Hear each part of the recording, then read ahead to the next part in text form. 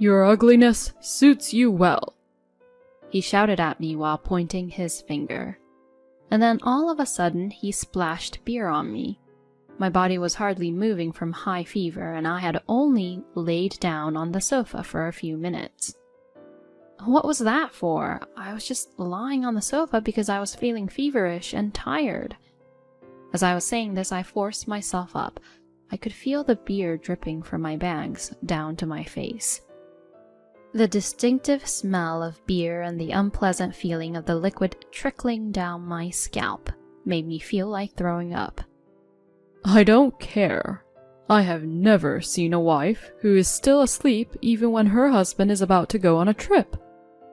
Holding a suitcase in his hand, my husband said arrogantly, You're a housewife. Stop being lazy and do your chores.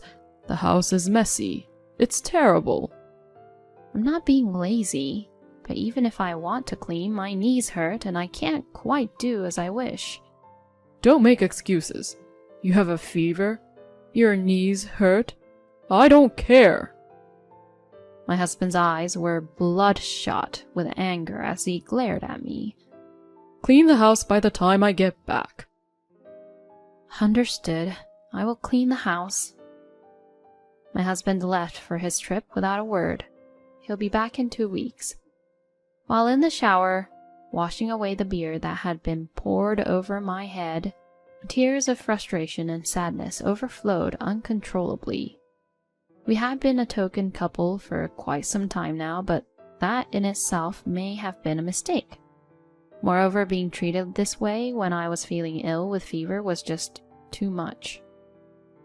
Clean it up before I get back, huh? I was dazed with fever and muttering to myself, remembering what my husband had told me, when a great idea suddenly occurred to me. If I put this idea into action, I could really make him suffer.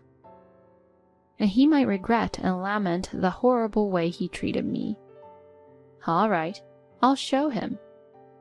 I'll take down my husband, who has been mean and ruthless. I'll clear all the feelings I've been holding back. My name is Emily, and I'm 75 this year. Although I'm a stay-at-home housewife now, I used to work at City Hall until I was 60. I have a son, but he and his family are working overseas, so now I live with Tom, my husband, who is 5 years younger. After reaching retirement age, my husband continued to work until 70 and retired 3 months ago. I thought he might feel down after retiring, as he had been so devoted to his work. But contrary to expectations, he is living every day full of energy. You're living a carefree life every day, so you probably can't keep up with the information society. That's why you can't even use a computer, right? It's pathetic. Saying so, my husband thought he was keeping up with the trends of the times. He mocked me and made fun of me. What the heck? He doesn't know anything about me. Don't make fun of me. I can use a computer just fine. Well, what you can do with a computer is probably just browsing websites, right? That doesn't count as being able to use it. My relationship with my husband, who is always condescending and negative towards me in this way, has long since cooled off. Just the thought of this life continuing forever was depressing to me. 2 years ago, I was diagnosed with a stomach cancer and underwent treatment. Fortunately, it was discovered early and surgery prevented it from being serious. But even then, my husband was constantly grumpy and mean. Even for the hospital admission for surgery tests, he complained and grumbled. Hey, you'll have to be hospitalized for surgery, right? Then why can't the examination be done on an outpatient basis? Even if you say that, this is what the doctor told me, so there's nothing I can do about it. It'll be troublesome if a housewife leaves the house that much. What about my meals? Laundry, too. Isn't it obvious that you should prioritize your husband over yourself? I still vividly remember his cold eyes and the awful words he said to me so nonchalantly. I was facing anxiety and fear, thinking that I might lose my life to cancer. It was a hospital stay for testing, so it would have been nice if he could have supported me. Even while working, no matter how tired I was, I never failed to cook meals for my husband. Have you ever thought about what would happen if I died from the stomach cancer? Yeah, I suppose it would be troublesome if the woman who cooks my meals were gone. Hearing my husband say such a thing so casually, I felt indescribably sad. And during the long period that followed from the examination to the hospital stay for surgery, my husband only visited me once. And that one time was only because a family member had to be there on the day of the surgery, and the hospital told him to come. Why do I have to take time off work to come here? As soon as he entered the hospital room, my husband said this with a blatantly grumpy attitude. I want to accomplish my work as a salaried worker until retirement. Don't you know that there is not much time left? I'm sorry for making you take time off from work to come here. Despite feeling as though my heart was being crushed by the fear and anxiety of the upcoming surgery, my husband's heartless words ruthlessly pierced my chest. Talking to such a ruthless husband became so painful, I apologized anyway. Since he was like that, even after I was dismissed, there was absolutely no consideration for my body, and he just wanted to continue our previous lifestyle. First, what I saw after coming back from the hospital was the kitchen and dining table littered with takeout boxes and empty beer cans. I silently and diligently cleaned up the garbage, which had begun to stink from being left unwashed. The house we lived in was inherited from my parents. Being an only daughter, I took over the house and land. Although we both decided to renovate and live in this old house, my husband didn't want to pay a single cent for the renovation. It's not like I wanted to live in this house in the first place, so isn't it strange for me to pay for it? Then should we sell this house and buy one for ourselves? It's ridiculous to buy a new house when we already have one. Your parents left you an inheritance, right? Use that to fix the house. Looking back, the idea was terrible, but I renovated the house with my savings and the inheritance my parents left me. Therefore, the house and land are in my name. However, despite not having paid a penny for the renovation, my husband occasionally tells me to change the house and land into his name. It's strange for the house to be in the wife's name when we're living together as a couple. Wouldn't it be better if the house and land were in my name as the head of the household? Even as a couple, property is individual, so I can't do that. After all, I also worked at the city hall until retirement. I have the same desire to protect my property and live my life as anyone else. What property? You're just doing housework without trying to find a new job after retiring at 60. You can live this carefree life because I'm still working, right? Regardless of what you say, the house and land were inherited from my parents, and I will never transfer them to you. You ungrateful wretch. Just do as you please. Every time he brings up changing the ownership, I refuse, and he reacts by angrily knocking things over, stomping loudly, and retreating to his study. He even lashes out at objects around him. I have lost my precious collection of glasses and vases because of this. My husband, who arrogantly scolded me for being unemployed after retirement, is now facing the end of his extended employment in 3 months. However, even as his retirement approached, his contemptuous attitude toward me did not change one bit. You worked until 60 and then became unemployed. I worked until 70. I'm 5 years younger than you, so I worked for 15 years longer. Keep that in mind. His logic is hard to understand, but he seems to think he made a clever point. He complains to me even more now than when he was working. I told you I was going out today, so why didn't you clean my shoes? The bristles on this toothbrush are frayed. You should have replaced it before I had to tell you. Yuck! This soup is way too salty. Are you trying to raise my blood pressure? Could it be that my husband's unchanging energy after retirement comes from constantly picking on me and taking out his frustrations? He might be okay with that, but being on the receiving end of these constant complaints is unbearable for me.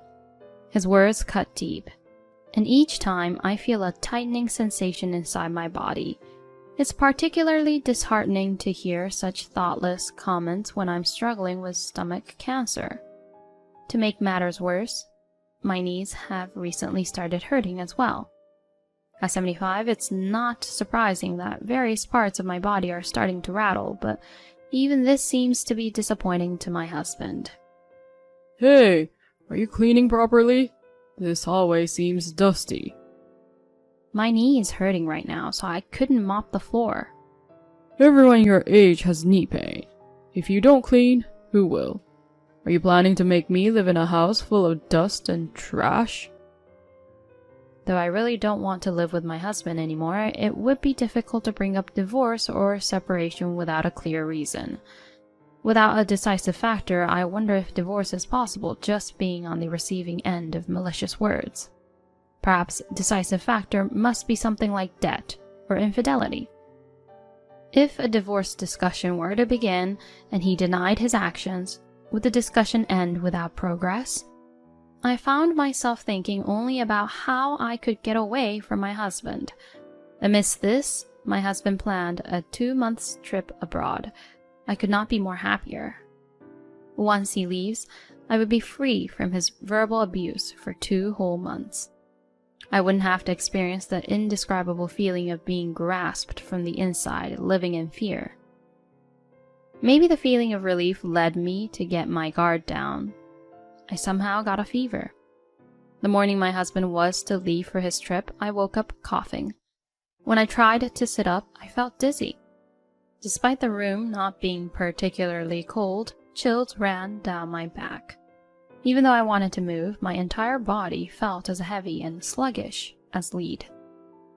I knew I had a fever without taking my temperature. Of all the days, I feel feverish. I muttered to myself and took out a thermometer to check my temperature. Despite how I was feeling, the thermometer beeped a cheerful electronic sound, and the display read 101.3 degrees Fahrenheit. It made sense, feeling dizzy with such a high fever. But if I didn't prepare breakfast for my husband before he leaves for his trip, I didn't know what kind of nasty comment he might make. I managed to crawl out of bed, not being able to move as I would hope, and headed to the kitchen. Once my husband leaves for his trip, I could spend some time alone at ease, so I decided to push myself just for now. I wanted to start my precious alone time not being interrupted by my husband's snide remarks and verbal abuse. You're taking too long. I have a flight to catch. Hurry up and make me breakfast. My husband carelessly threw these words at me as I somehow managed to prepare breakfast. He seemed completely unaware that I had a high fever. I'm sorry. It'll be ready soon.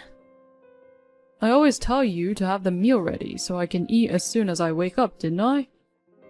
With my mind foggy from fever, I prepared toast and eggs, bacon and steamed vegetables, and delivered it to the table. Hey, where's the coffee? I'm preparing it now. I'll bring it out. Damn it. You should have brought it out in the first place. You're so inconsiderate. As I took the coffee to my husband, who kept complaining, I suddenly felt very dizzy. I stumbled over to the entrance and opened the shoe closet to choose the shoes my husband would wear. Given what he had chosen to wear today, I picked his black leather shoes. As I polished them, I began to feel terribly sick. It must have been because of the high fever that my body felt so heavy I couldn't stand up straight. Despite feeling awful, I somehow managed to finish polishing the shoes, and then collapsed onto the sofa in the living room. I wanted to rest my aching body just a little bit until my husband left. Thinking I had just a little time before seeing him off, I gently closed my eyes and rested. But I was only able to lie down and rest for a short time. You scumbag. What are you doing? Suddenly, my husband's loud voice rang above me, and something splashed down on my head. "What?" I screamed in response to the unexpected situation, and at the same time I noticed a foul smell. It was the beer that I hated. I looked up and there was my husband holding a can of beer. You look fitting, all covered in beer. My husband yelled and threw the can that still had beer in it at me. "What are you doing all of a sudden? I was just lying down on the sofa because I have a fever and my body feels heavy." As I said this and got up, beer dripped down my face from my head. Oh, what an awful feeling. The smell of beer, the sensation of it flowing down my face, and the sight of my cruel husband. I don't give a damn about that. Where in the world would one find a wife who is still sleeping in the morning when her husband is leaving for a trip? No matter how much I complained about my condition, my husband's expression didn't change at all, showing no concern. Don't be lazy and do housework like a proper housewife. The house is dirty, it's in a terrible state. His face twisted with disappointment and anger as he started to complain about the way I cleaned. "I'm not being lazy. My knees hurt so I can't clean as I would like to." Don't make excuses. Fever? Knee pain? I don't care. He spat those words at me, glaring. Make sure you clean up nicely by the time I get back. Understood. I will clean properly, I answered, holding back my tears of frustration and sadness, and my husband seemed satisfied. Being in a better mood, he grabbed his suitcase and left for his trip. I took a shower to wash away the beer and then went to bed. When I woke up, it was already evening. It seems I had been asleep since my husband left for his trip. When I got up, the dizziness and headache that had been so painful were completely gone. Sleep must be the best medicine for illness.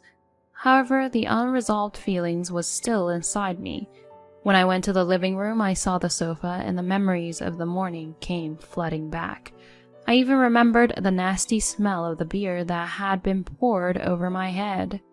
Even though I cleaned the sofa after my husband left it, still felt like I smelled like beer.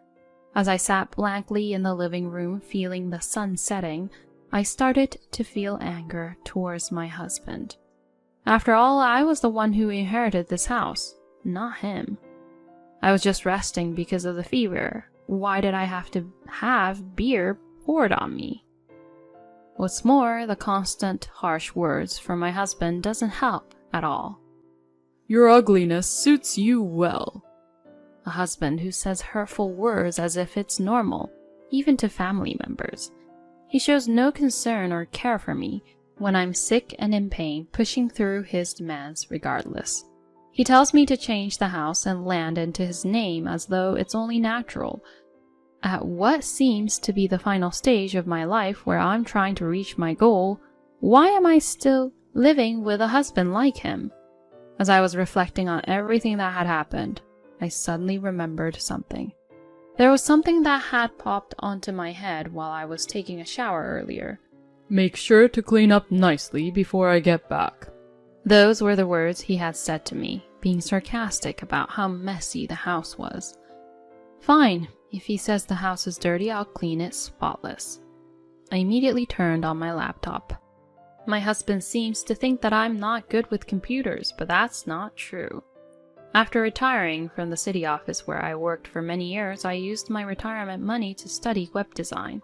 Since then, I've been working as a freelancer, using my status as a 70-year-old active web designer as a unique selling point. My husband mocks me not knowing this, but now I have work and have earned more money. I'm in a position where I could separate from my husband this instant without any trouble. I can live on my earnings alone without depending on my husband. While my husband is on his overseas trip, I will clean this house as he wishes and get back at him. Once I made up my mind, I went to a local real estate agency the next day. Perhaps because of the plan to get back at my husband, my usually painful knee felt a little less sore. Oh my, Emily, long time no see. President Johnson of the real estate agency greeted me with a smile. I had previously worked with President Johnson on designing a homepage, and although he's more than 20 years younger, we hit it off and we are good friends. Hello, I'm sorry to impose on you like this, asking you to make time for me. Oh, don't worry about it. I was actually thinking that I'd like to have lunch with you. Come, please have a seat here. He showed me to his office, and as we had coffee, I explained the reason for my visit to President Johnson. It's time to execute the idea I had recently come up with to get back at my husband. Actually, I've been thinking about selling my house. What? Your own house? The sudden decision of me selling the house seemed to surprise the president. I'm getting older, and I've started to feel that managing the house is becoming a burden. My knee has been hurting lately, so I feel it even more so. That makes sense. Your house is quite spacious. Yes, this is my plan to punish my husband and get revenge. The idea I've come up with is to sell the property I own while my husband is on his trip. I'll clean the place as he wishes, so when he returns, there will be nothing. I was thinking of using the money from selling the property to move and live alone. My house is in a rather crowded area near the station, right? I wonder if it might sell for a higher price if I demolish the old house and sell it as a vacant lot, rather than leaving it as it is. By deliberately turning it into a vacant lot, I'll throw away all of my husband's belongings. I have no emotional attachment or hesitation to that house. That's very you. There have been inquiries about that area, looking for a good piece of land, not only for building a house, but quite a few people want to turn it into a parking lot. Thanks to what President Johnson said, my decision became solid. All right, I'll definitely do it. Before my husband returns, I'll demolish that house, turn it into a vacant lot, and suddenly make my husband's belongings, his home, and even myself disappear. To my husband, I'm not so much a wife, but more like a housekeeper. Before I knew it, the real estate sale was rapidly progressing, and thanks to President Johnson's referral, I was able to rushingly move into a rental apartment. I decided to use a moving company's package service to handle the heavy packing and moving. This way, the move shouldn't be too much of a physical burden. The house itself is scheduled to be demolished just in time, a day before my husband returns. The scenario is that when my husband returns, everything, the house, his belongings, even his wife, will be gone. I wonder how he'll feel when he sees the land cleaned, as he wished. Finally, the day before the move, I wandered into the study and bedroom my husband used. Everything in the study was to be disposed of during the demolition, but I suddenly wanted to see what was there. I casually opened a drawer of the computer desk. Looking inside, I thought I was seeing an optical illusion. What? What is this? What does this mean? Inside the drawer were a large number of DVDs. I looked closely and saw that each DVD case was numbered. Wondering what these DVDs were, I started my husband's computer, picked one at random, and hit play. My heart almost stopped by the unexpected content I saw. The footage on the DVD was clearly what seemed to be illegally recorded. I hurriedly checked several other DVDs, and each one contained footage taken in public restrooms, dressing rooms, so on, and the number represented the locations. Moreover, there was even footage of my daughter-in-law and granddaughter undressing in our bathroom when my eldest son's family stayed at our house during a temporary return to the country. The truth was so disgusting that it made me feel sick to my stomach. When I opened the other drawers, I found a large number of envelopes stored inside. Who on earth was he planning to send these to?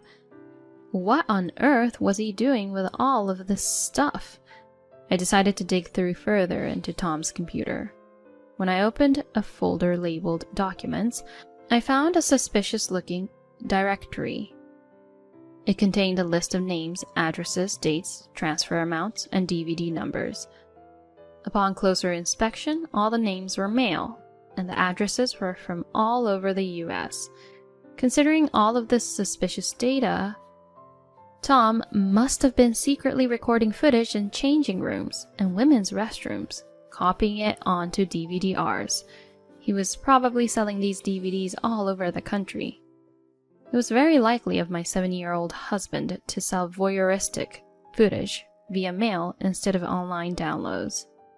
Furthermore, since there was footage of our home's dressing room, there was no doubt that the perpetrator was Tom.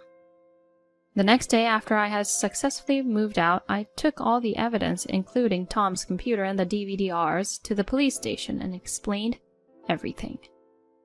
Then, the day Tom was due to return home arrived. I got a lift from President Johnson to the empty lot where our house once stood. To avoid being seen by Tom, we parked a little away from the site, but still within clear view of it. Wow, Emily, I had no idea you were enduring all this. I couldn't have imagined. From the driver's seat, President Johnson, his voice filled with anger, uttered, I had confided everything to him about the horrible way Tom treated me. After all, to me, Emily, you are my goal. You've aged gracefully, and you're someone I admire. Oh, that's nice of you to say. Oh, it looks like Tom's back. We could see Tom walking from the station, pulling his suitcase behind him. President Johnson and I ducked low to avoid being noticed and watched Tom. Seeing his home changed to an empty lot, Tom stood frozen, with a shocked expression on his face. He looked around frantically and immediately began searching his pockets. Almost instantly, my phone started ringing. Of course, the caller was none other than Tom, standing right in front of us. Hey, what the hell is going on? I deliberately set the phone to speaker mode so that President Johnson could hear. Tom's intimidating voice echoed loudly. Oh, what do you mean? Don't play dumb. Our house is gone. Well, you said to clean it up thoroughly before you came back, right? So I cleaned it up so thoroughly that it couldn't get any cleaner than that. What are you talking about? What happened to my stuff? Where's my computer? It seems he realized that along with the disappearance of the house, his personal belongings were also gone. I could imagine him being upset by the tone of his voice from the other side of the phone. Perhaps he was worried about those DVDs. Don't worry, I've cleaned everything up nicely. Cleaned up? You didn't throw everything away, did you?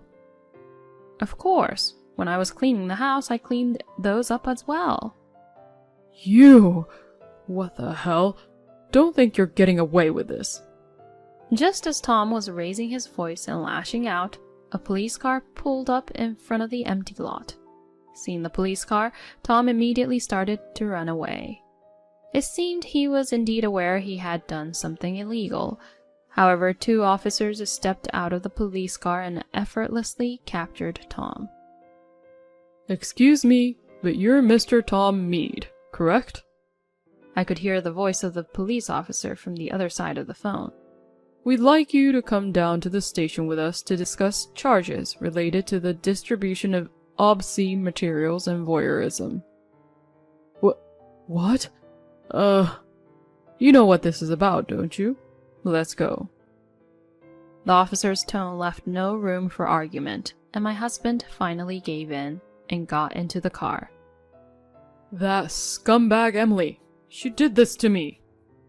Tom seemed frustrated as he uttered his last resentful words, but I couldn't see him. After being taken to the police station, Tom was, as expected, arrested. Just as I had thought, he had placed hidden cameras in various places such as the toilet and changing rooms and was secretly filming. What's more, he was selling the copied footage on DVDs for profit. It was indeed a pitiful ending, although it was a consequence of his own actions. Fortunately, I was able to divorce Tom smoothly, using his disgrace as the reason. From now on, I won't have to experience things like having beer poured over my head or being treated and spoken to as if I was a servant. I still work as a web designer. Many of my clients are relatively older. At the regular medical checkups at the hospital, no abnormalities have been found so far, although my knee continues to hurt. Other than that, I am living comfortably. Mom, come and visit while you're still well. I'll show you around. The other day, I received a call from my eldest son, who is currently on an assignment overseas. He was worried about how I was after Tom's arrest and our divorce. I have decided to accept his kind invitation and will be visiting my eldest son and his family next month. My name is Emily, and I am 75 years old. I am currently working as a web designer. I intend to live the final chapter of my life calmly and true to myself.